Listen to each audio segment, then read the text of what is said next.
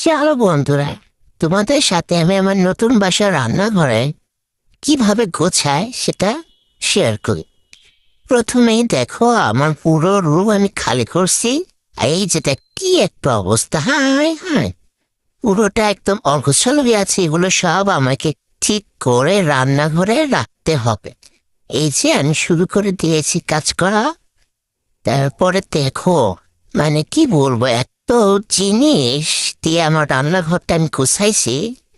আমি সারাদিন লেগে গেছি, বুঝছো? এত কাজ করছে যে সকাল থেকে রাত অব্দি। তারপরও পেটায় কল দে বলে, কি করো, ঘুমাচ্ছ নাকি? শরীরটা জ্বলে যায় না? মানে আমি নাকি ঘুমাচ্ছি? ঘুমালে আমি এত কাজ কি করে? হ্যাঁ, পেটা দেখ, আমার ভিডিও তুই দেখ। আমি সারাদিন ধরে কত কাজ করে, তুই আমাকে কল দে বলিস আমি নাকি ঘুমাচ্ছি? এহ, বেশি বেশি বেশি বুঝে। তো এই তো, আমি আমার সারাদিন ধরে কাজ কইরা আমার রান্নাঘরে লুপি